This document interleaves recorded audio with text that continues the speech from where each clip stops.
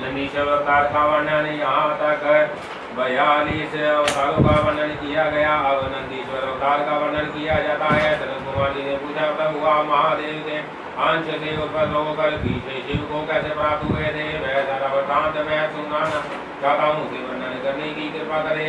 नंदीश्वर बोले, सर्वज्ञ सनत कुमार जी, मैं जिस प्रकार महादेव के अंश से जन्म लेकर शिव को प्राप्त हुआ उस प्रसंग का वर्णन करता हूँ, तो सावधानी पूर्वक श्रवण करो। शिलाद नामक एक धर्मात्मा मुनि थे। पितरों के आदेश से उन्होंने आयोनिज सुव्रत मृत्युहीन पुत्र की प्राप्ति के लिए तप करके देवेश्वरी को प्रसन्न किया, परंतु देवराज इंद्र ने ऐसा पुत्र प्रदान करने में अपने को असमर्थ बताकर सर्वेश्वर महाशक्ति संपन्न महादेव की आराधना करने का उपदेश दिया। तब श्रीलाल भगवान महादेव को प्रसन्न करने के लिए तप करने लगे। उनके तप से प्रसन्न होकर महादेव वहां पधारे और महासमाधि मग्न श्रीलाल को थपथपा कर जगाया। तब श्रीलाल ने शिव का सत्मन किया और भगवान शिव के उन्हें वर देने को प्रस्तुत होने पर उनसे कहा, प्रभु मैं आपके ही समान मृत्युहीन आयोनिज पुत्र चाहता हूँ। तब शिव जी प्रसन्न होकर मुनि से बोले। शिव जी ने कहा, तपोधन पूर्व काल में ब्रह्मा जी ने, मुनियों ने तथा बड़े बड़े देवताओं ने मेरे अवतार धारण करने के लिए तपस्या द्वारा मेरी आराधना की थी।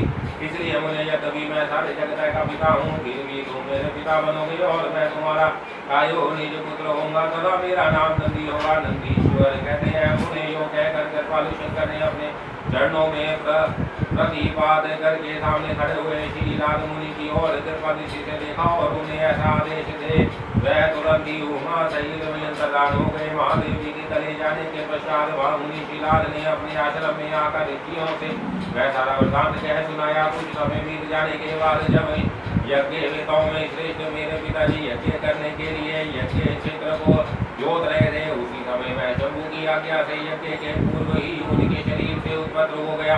उस समय मेरे शरीर की प्रभा युगांत कालीन अग्नि के समान थी। तब सारी दिशाओं में प्रकाश आ गई और श्रीलाल मुनि की भी बड़ी प्रशंसा हुई। उधर श्रीलाल ने भी जब मुझ बालक को प्रलय कालीन सूर्य और अग्नि के सदृश प्रभावशाली नेत्रभ चतुर्भुज प्रकाशमान जटा मुकुटधारी त्रिशूलधारी अयोध्यों से युक्त सर्वधारु रुद्र रूप में देखा। तब वह महान आनंद में निमग्न हो गए और मुझ नाम में को नमस्कार करते हुए कहने लगे, श्रीलाल बोले, सुरेश्वर, चूंकि तुमने नंदी नाम से प्रकट होकर मुझे आनंदित किया है, इसलिए मैं तुम आनंदमय नंदीश्वर को नमस्कार करता हूँ। नंदीश्वर कहते हैं, मुझे तदंतान जैसे निर्धन को निधि प्राप्त हो जाने से प्रसन्नता होती है, उसी प्रकार मेरी प्रसन्नता से हर्षित होकर पिताजी ने महेश्वर की बड़ी भांति वंदना की और फिर मुझे लेकर मैं शीघ्र ही अपनी पाठशाला को चल दिए। वहाँ में जब मैं श्रीलाल की कुटिया में पहुँच गया, तब मैंने अपने उस रूप का परित्याग करके मनुष्य रूप धारण कर लिया। तदंतर शाल ज्ञान नंदन पुत्र वत्सल श्रीलाल ने मेरे जात कर्म आदि सभी संस्कार संपन्न किए। फिर 5वें वर्ष में पिताजी ने मुझे संगोपांग संपूर्ण वेदों का तथा न्याय शास्त्रों का भी अध्ययन कराया। 7वां वर्ष पूरा होने पर शिव जी की आज्ञा से मित्र और वरुण नाम के मुनि मुझे देखने के लिए पिताजी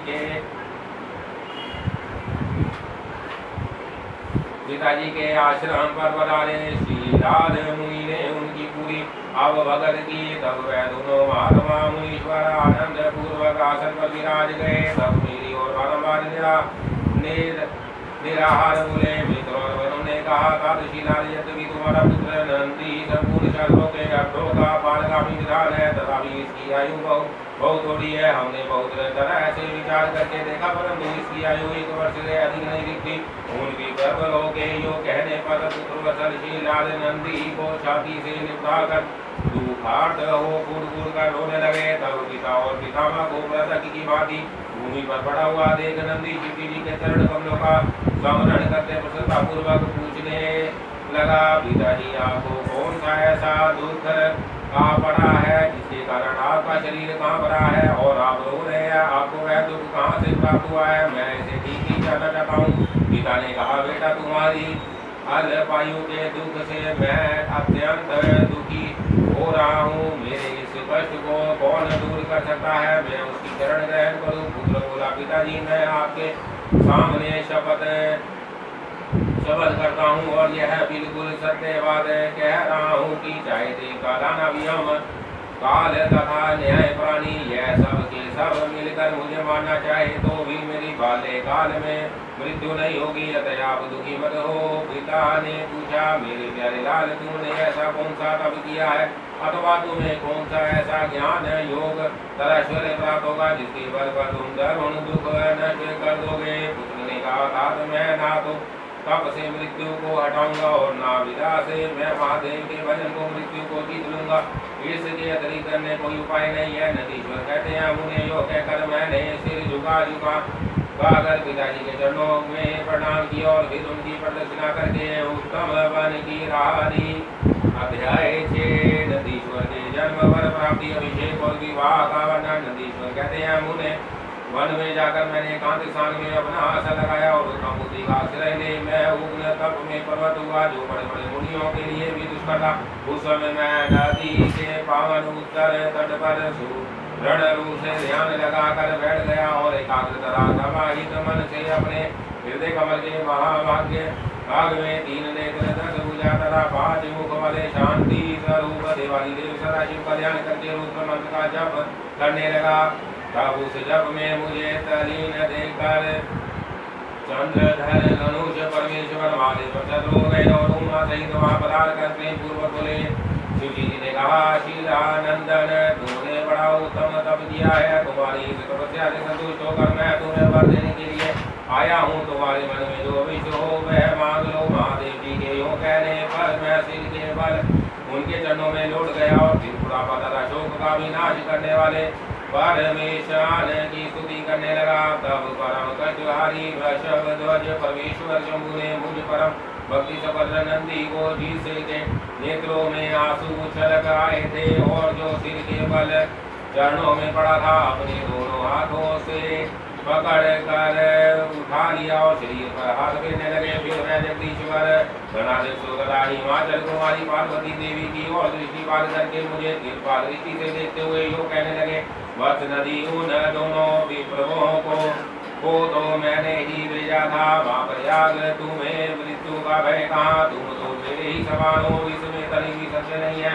तुम अजर अमर अजर दुख रहित अभ्यंग और अक्षय होकर सदा गणनायक बने रहोगे तथा पिता सुहद वर्ग सहित मेरे प्रिय जन होगे। तुम में मेरे ही समान बल होगा। तुम नित्य मेरे पार्षद भाव में स्थित रहोगे और तुम पर निरंतर मेरा प्रेम बना रहेगा। मेरी कृपा से जन्म जरा और मृत्यु तुम पर अपना प्रभाव नहीं डाल सकेगी। नदीश्वर कहते हैं, मुने यो कहकर कृपा सागर शंभु ने कमलों की बनी हुई अपनी शिरो माला को उतार कर तुरंत ही मेरे गले में डाल दिया। विप्रवर उस शुभ माला के गले में पड़ते ही मैं 3 नेत्रों और 10 भुजाओं के संबद्ध हो गया तथा द्वितीय शंकर का प्रतीत होने लगा। तदंतर परमेश्वर शिव ने मेरा हाथ पकड़कर पूछा, बताओ अब तुम्हें कौन सा उत्तम वर दूंगा। फिर वृषभ ध्वज ने अपनी जटा में स्थित हार के समान निर्बल हाथ को हाथ में ले तुम नदी हो जाओ यूँ कहकर उसे छोड़ दिया। तब मैं उत्तम जल से बहने वाली स्वच्छ जल से परिपूर्ण महान वेगशालिनी दिव्य रूपा 5 सुंदर नदियों के रूप में परिवर्तित हो गया। उनके नाम है जटोदका, त्रिशोत्रा, वृषध्वनि, सर्वोदक का और जम्बू नदी। मुने यह पंचनद शिव के पृष्ठभाग की भांति परम शुभ है। ईश्वर के निकट इसका नाम लेने से यह परम पावन हो जाता है। जो मनुष्य पंचनद पर जाकर स्नान और जप करके परमेश्वर शिव का पूजन करता है वह शिव सायुज्य को प्राप्त होता है। इसमें कुछ नहीं है। तत्पश्चात शंभु ने उमा से कहा, अब मैं नंदी का अभिषेक करके इसे गणाध्यक्ष बनाना चाहता हूँ। इस विषय में तुम्हारी क्या राय है। तब उमा बोली, देवेश आप नंदी को गणाध्यक्ष पद प्रदान कर सकते हैं क्योंकि परमेश्वर यह शीलानंदन मेरे लिए पुत्र तरीका है, इसलिए नाम यह मुझे बहुत ही प्यारा है। तदंतर भक्त भगवान शंकर ने अपने अतुल बलशाली गणों को बुलाकर उनसे कहा, शिव जी बोले, गणनायक को तुम सब लोग मेरी एक आज्ञा का पालन करो। यह मेरा प्रिय पुत्र नंदीश्वर सभी गणनायकों का अध्यक्ष और गणों का नेता है, इसलिए तुम सब लोग मिलकर इसका मेरे गणों के अधिपति पद पर प्रेम पूर्वक अभिषेक करो। आज से यह नंदीश्वर तुम लोगों का स्वामी होगा। नंदीश्वर कहते हैं मुझे शंकर जी के इस कथन पर सभी गणनायकों ने वस्तु कहकर उसे स्वीकार किया और वह सामग्री जुटाने में लग गए। फिर सब देवताओं और मुनियों ने मिलकर मेरा अभिषेक किया।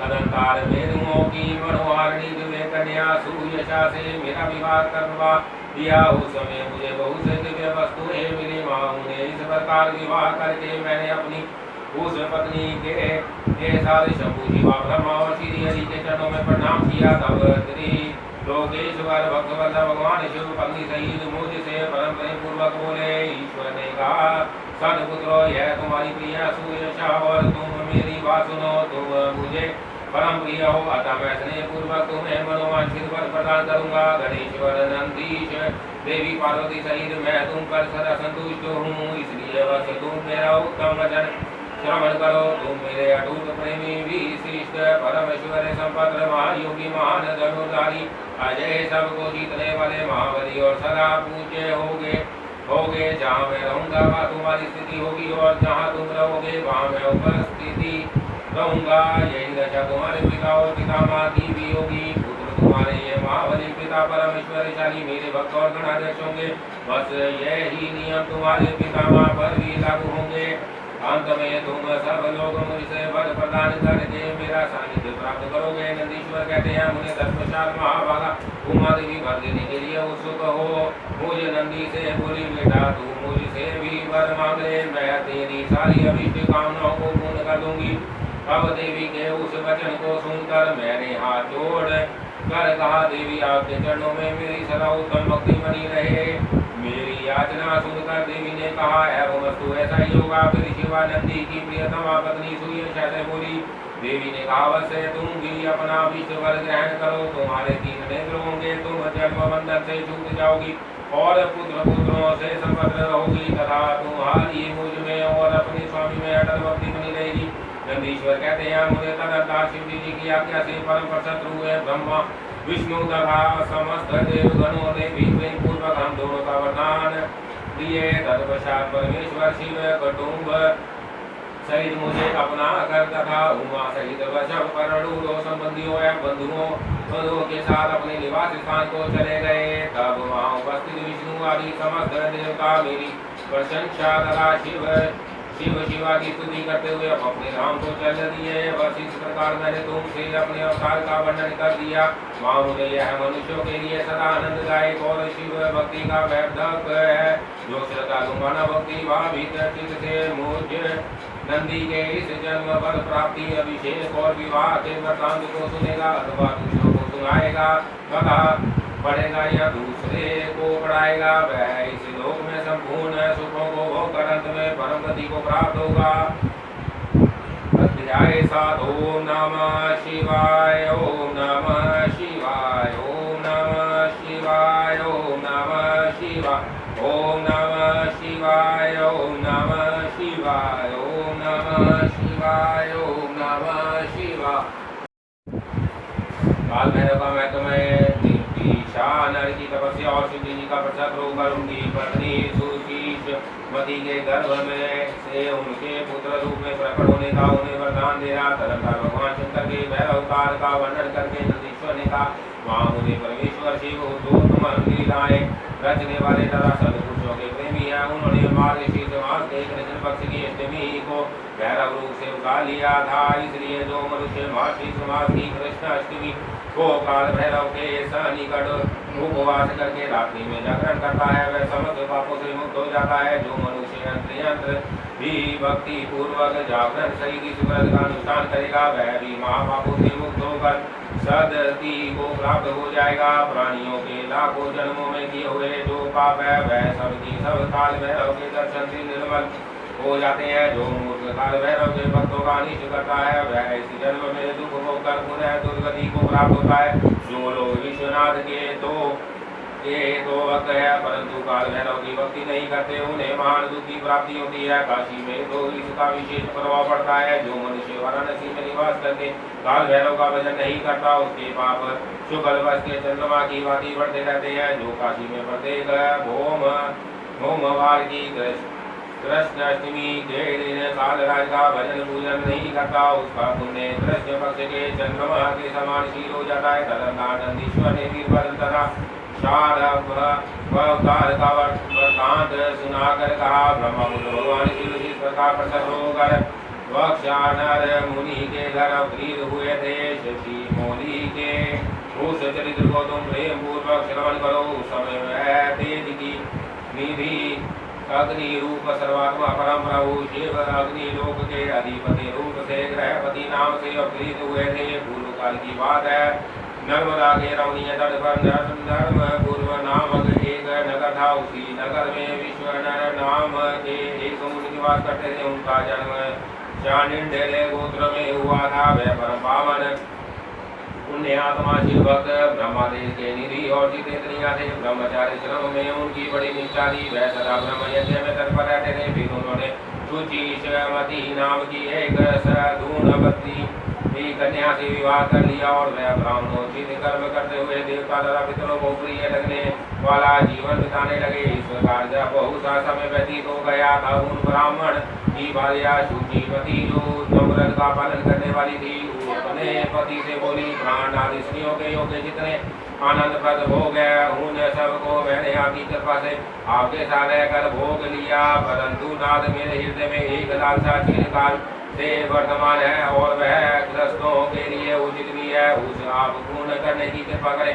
स्वामी, यदि मैं वर पाने के लिए योग्य हूँ और आप मुझे वर देना चाहते हैं तो मुझे महेश्वर शनि का पुत्र प्रदान कीजिए। इसके अतिरिक्त मैं दूसरा वर नहीं चाहती। नंदीश्वर कहते हैं, मुझे पत्नी की बात सुनकर पवित्र वर्त परायण ब्राह्मण नर शरण भर के लिए समाधिस्थ हो गए और हृदय में यो विचार करने लगे, हो मेरी है सूक्ष्मांगी पत्नी ने कैसा अत्यंत दुर्लभ वर मांगा है। यह तो मेरे मनोरथ पद से बहुत दूर है। अच्छा शिवी जी तो सब कुछ करने में समर्थ है। ऐसा प्रतीत होता है मानो उन शंभु ने ही इसके मुख में बैठकर वाणी रूप में ऐसी बात कही है, अन्यथा दूसरा कोई ऐसा करने में समर्थ हो सकता है। तदंतर वह एक पत्नी वर्ती मुनि विश्वनाथ पत्नी को आश्वासन देकर वाराणसी में गए और घोर तप के द्वारा भगवान शिव के वीरेश लिंग की आराधना करने लगे।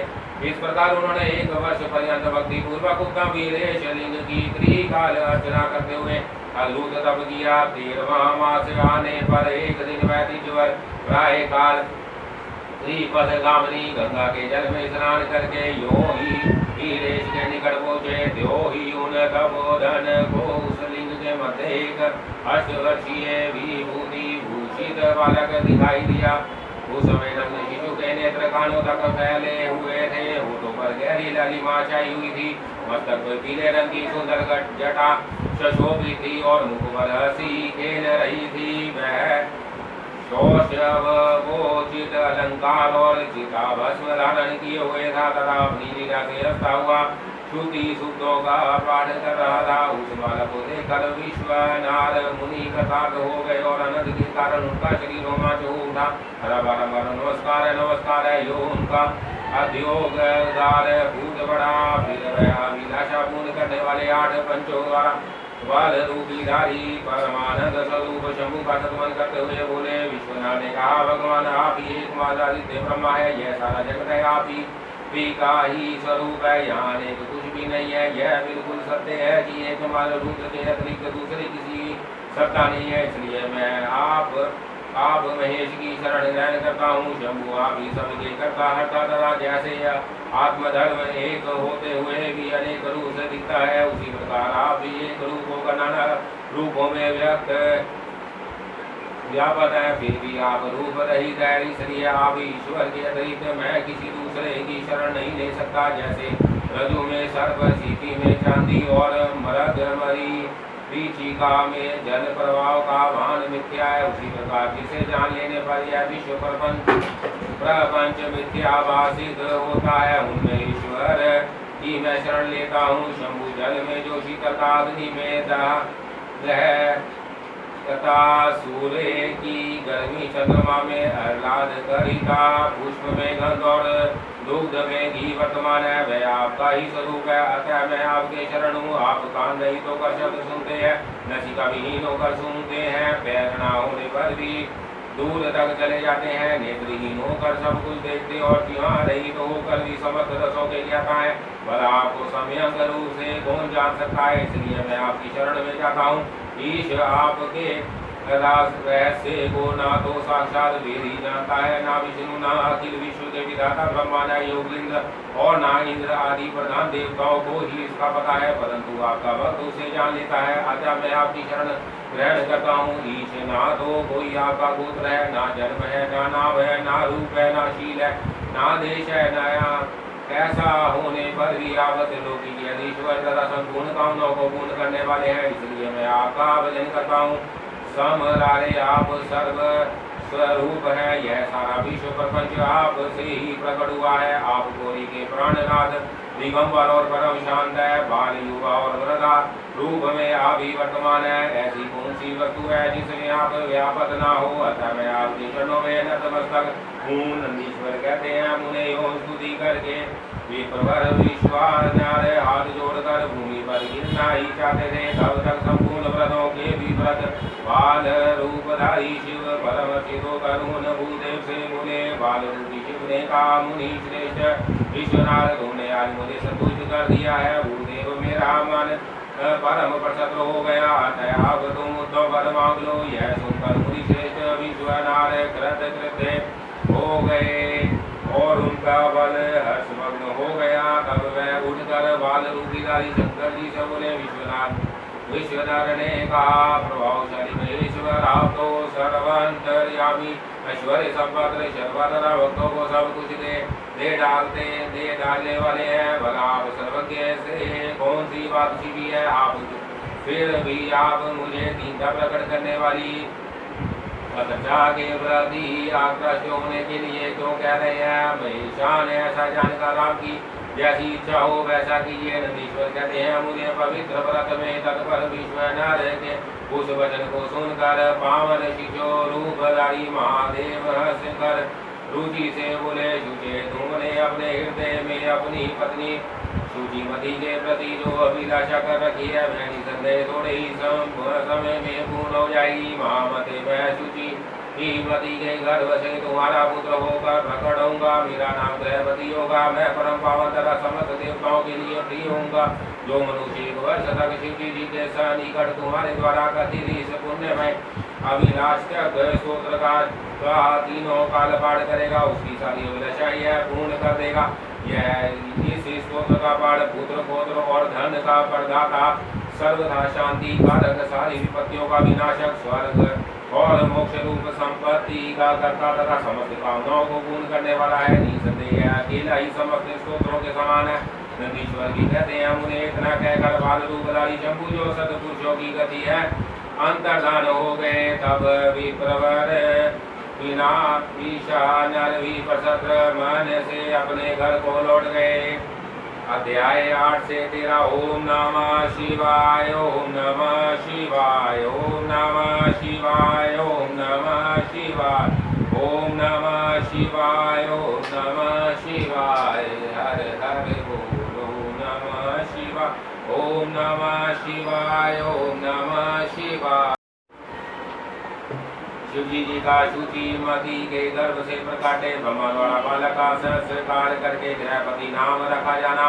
नारद जी द्वारा उसका भविष्य कथन पिता की आज्ञा से ग्रहपति का काशी में जाकर तब करना, इंद्र का वर देने के लिए प्रकट होना, ग्रहपति का उन्हें तो कराना, शिवजी जी का प्रकट होकर उन्हें वरदान देकर दीनोपाल पद प्रदान करना तथा अंगीश्वर लिंग को अग्नि का महत्व है। नंदीश्वर कहते हैं, मुने घर आकर उस ब्रह्मा ने बड़े हर्ष के साथ अपनी पत्नी से वह सारा वृतांत कह सुनाया। उसे सुनकर विप्र पत्नी शुचिमती को महान आनंद प्राप्त हुआ। वह अत्यंत पूर्वक अपने भाग्य की सराहना करने लगी। तदंतर समय आने पर ब्रह्मा द्वारा विधि पूर्वक सर्वाधान कर्म संपन्न किए जाने पर वह नारी गर्भवती हुई।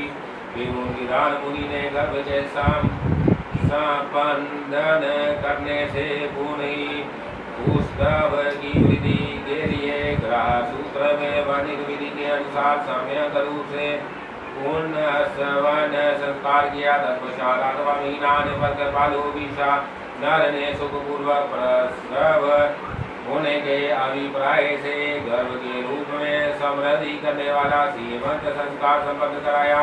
तदुपरांत ताराओं के अनुकूल होने पर जब बृहस्पति केंद्रवती हुई और शंभु ग्रहों का योग आया, तब शुभ लग्न में भगवान शंकर जी के मुख की कांति पूर्णिमा की चंद्रमा के समान तथा जो अरिष्ट रूपी दीपक को बुझाने वाले समस्त अरिष्टों के विनाशक और भूभुवा स्वाहा तीनों लोगों के निवासियों को सब तरह से सुख देने वाले हैं, उस शुक्तिवती के गर्भ से पुत्र रूप में प्रकट हुए। उस समय गंध को वाहन करने वाले वायु के वाहन मेघ दिशा रूपी ही बंधुओं के मुख पर वस्त्र से बने गए, अर्थात चारों ओर काली घटा उमड़ आई। मैं घनघोर बादल उत्तम गंध वाले पुष्प समूहों की वर्षा करने लगे। देवताओं की दुंदुभियां बजने लगी। चारों ओर दिशाएं निर्मल हो गई। प्राणियों के मानों के साथ साथ सरिताओं का जल निर्मल हो गया। प्राणियों की वाणी सर्वदा कल्याणी और प्रिय वासिनी हो उठी। संपूर्ण प्रसिद्ध ऋषि मुनि तथा देवता यक्ष किन्नर विराधर आदि मंगल श्री लेकर पधारे। स्वयं ब्रह्मा जी ने नम्रता पूर्वक उसका जातकर्म संस्कार किया और उस बालक के रूप तथा वेद का विचार करके यह निश्चय किया कि इसका नाम गृहपति होना चाहिए। फिर 11वें दिन उन्होंने नामकरण की विधि के अनुसार वेद मंत्रों का उच्चारण करते हुए उसका गृहपति ऐसा नामकरण किया। तत्पश्चात सब के पितामह ब्रह्मचारों वेदों में कथित आशीर्वादन तक मंत्रों द्वारा उनका अभिनंदन कर जिन्हें पर रूढ़ हो अपने लोक को चले गए। तदुपरांत शंकर भी लोक की गति का आश्रय ले उस बालक की उचित रक्षा का विधान करके अपने वाहन पर चढ़कर अपने राम को बुला गए। इसी प्रकार श्री हरि ने भी अपने लोक की राली। इस प्रकार सभी देवता ऋषि मुनि अभी भी प्रशंसा करते हुए अपने स्थान को बुला गए। तदंतर ब्राह्मण देवता भी ने यथा समय सब संस्कार करते हुए बालक को वेदाध्ययन कराया। तत्पश्चात 9 वर्ष आने पर माता पिता की सेवा में तत्पर रहने वाले विशानर नंदन गृहपति को देखने के लिए वहाँ नारद जी पधारे। बालक ने माता पिता सहित नारद जी को प्रणाम किया। फिर नारद जी ने बालक की हस्तरेखा जीवा तालु आदि देखकर कहा, मुनि विश्वनाथ, मैं तुम्हारे पुत्र के लक्षणों का वर्णन करता हूँ। तुम्हारा पूर्वक उसे श्रवण करो। तुम्हारा यह पुत्र परम भाग्यवान है। इसके संपूर्ण अंगों के लक्षण शुभ है, किंतु इसके सर्वगुण संपन्न संपूर्ण शुभ लक्षणों से समनीवत और चंद्रमा के समान संपूर्ण निर्मल कलाओं से सुशोभित होने पर भी विधाता इसकी रक्षा करे। इसलिए सब तरह के उपायों द्वारा इस शिशु की रक्षा करनी चाहिए, क्योंकि विधाता के विपरीत होने पर गुण भी दोष हो जाता है। मुझे शंका है कि इसके 12वें वर्ष में इस पर बिजली अथवा अग्नि द्वारा विघ्न आएगा। योग कहकर नारद जी जैसे आए थे वैसे ही देवलोक को चले गए। सनंद कुमार जी नारद जी का कथन सुनकर पत्नी सही विश्वनाथ ने समझ लिया कि यह तो बड़ा भयंकर व्रजपात हुआ। फिर वह हाय मैं मारा गया यूं कहकर छाती पीटने लगा और पुत्र शोक से व्याकुल होकर गहरी मूर्छा के वशीभूत हो गए। उधर सुशीषमती भी दुख से पीड़ित और सूचे स्वर से आकर करती हुई ढां मार कर रो पड़ी। उसकी सारी इंद्रियां अत्यंत व्याकुल हो उठी। तब पत्नी के आर्तनाद को सुनकर विश्वनाथ जी मूर्छा त्याग कर उठ बैठे और यह क्या है यूं उच्च स्वर से बोलते हुए कहने लगे, गृहपति जो मेरा बाहर विचरने वाला प्राण मेरी सारी इंद्रियों का स्वामी तथा मेरे अंतरात्मा में निवास करने वाला है, कहाँ है। तब माता पिता को इस प्रकार अत्यंत शोकग्रस्त देखकर शंकर के अंश से उत्पन्न हुआ वह बालक गृहपति मुस्कुरा कर बोला। गृहपति ने कहा, माता जी तथा पिताजी बताइए इस समय आप लोगों के रोने का क्या कारण है, इसलिए आप लोग पूर्व कर रो रहे हैं, कहाँ से ऐसा भय आप लोगों को प्राप्त हुआ है। यदि मैं आपकी चरण रेणुओं से अपने शरीर की रक्षा कर लूँ तो मुझ पर काल भी अपना प्रभाव नहीं डाल सकता। फिर इस दुष्ट चंचल एवं अल्प बलशाली मृत्यु की तो बात ही क्या है। माता पिताजी अब आप लोग मेरी प्रतिज्ञा सुनिए। यदि मैं आप लोगों का पुत्र हूँ तो ऐसा प्रयत्न करूंगा जिससे मृत्यु भी मैं भी हो जाएगी। मैं सर्वपुरुषों को सब कुछ दे डालने वाले सर्वज्ञ मृत्यु जाएगी। भली बाती आराधना करके महाकाल को भी जीत लूंगा। यह मैं आप लोगों से बिल्कुल सत्य कह रहा हूँ। नंदीश्वर कहते हैं मुझे तब व्याधि दंपति जो शोक से संतप्त हो रहे थे गृहपति के ऐसा वचन जो अकाल में हुए अमृत की घन घोर वृष्टि के समान थे सुनकर संताप रही तो कहने लगे बेटा तू उन शिव जी की शरण में जा जो ब्रह्मा आदि के भी कर्ता वेदवान अपनी महिमा से कभी दूर न होने वाले और विश्व की रक्षामणि है। नंदीश्वर कहते हैं मुझे माता पिता की आज्ञा पाकर गृहपति ने उनके चरणों में प्रणाम किया। फिर उनकी प्रदक्षिणा करके और उन्हें बहुत तरह से आश्वासन दे वहाँ से चल पड़े और उस काशीपुरी में जा पहुंचे जो ब्रह्मा और नारायण आदि देवों के लिए दुष्ट प्राप्त महाप्रलय के संताप का विनाश करने वाली और विश्वनाथ द्वारा सुरक्षित थी तथा जो कष्ट प्रदेश में हार की तरह पड़ी हुई गंगा से सुशोभित तथा विचित्र गुणशालिनी हर पत्नी गिरिजा से विभूषित थी। वहाँ पहुंचकर वह विप्रवर पहले मणि कर्णिका पर गए। वहाँ उन्होंने विधि पूर्वक स्नान करके भगवान विश्वनाथ का दर्शन किया। फिर बुद्धिमान गृहपति ने परमानंद मग्न हो त्रिलोकी के प्राणियों की प्राण रक्षा करने वाले शिव को प्रणाम किया। उस समय उनकी अंजलि बंदी थी और सिर झुका हुआ था। वह बारंबार उस शिव लिंग की ओर लेकर हृदय में हर्षित हो रहे थे। यह लिंगनी संदेश स्पष्ट रूप से आनंद कर रही है। अहो आज मुझे जो सर्वव्यापी श्रीमान विश्वनाथ का दर्शन प्राप्त हुआ है इसलिए चराचर लोकी में मुझ में बढ़कर धन्यवाद का पात्र दूसरा कोई नहीं है। जान पड़ता है मेरा भाग्योदय होने से ही उन दिनों में महर्षि नारद ने आकर वैसी बात कही थी जिसके कारण आज मैं कृतज्ञ हो रहा हूँ। नंदीश्वर कहते हैं मुझे इस प्रकार आनंद मग्न रूपी रसों द्वारा पारण करके गृहपति ने शुभ दिन में सर्वहितकारी शिवलिंग की स्थापना की और पवित्र गंगा जल में भरे हुए 108 कलशों द्वारा शिव जी को स्नान करा के ऐसे घोर नियमों का स्वीकार किया जो आक्रात्मक पुरुषों के लिए दुष्कर थे। नारद जी इस प्रकार एकमात्र शिव में मन लगाकर तपस्या करते हुए उस महात्मा गृहपति की आयु का 1 वर्ष व्यतीत हो गया। तब जन्म से 12 वर्ष आने पर नारद जी के कहे हुए उस वचन को सत्य सा करते हुए ब्रजराजी इंद्र उनके निकट पधारे और बोले विप्रवर मैं इंद्र हूँ और तुम्हारे शुभ व्रत से प्रसन्न होकर आया हूँ। अब तुम वर मांगो मैं तुम्हारी मनोवांछित पूर्ण कर दूंगा। तब गृहपति ने कहा भगवान मैं जानता हूँ आप ब्रजधारी इंद्र है परंतु व्रत शास्त्रों में आपसे वर याचना करना नहीं चाहता। मेरे वर लायक जो शंकर जी होंगे। इंद्र बोले शीशो शंकर मुझसे मित्र थोड़े ही है। अरे मैं देवराज हूँ अतः तुम अपनी मूर्खता का परित्याग करके वर मांग लो देर मत करो। गृहपति ने कहा पाप शासन आप इंडिया का सतीत नष्ट करने वाले दुराचारी पर्वत शत्रु है।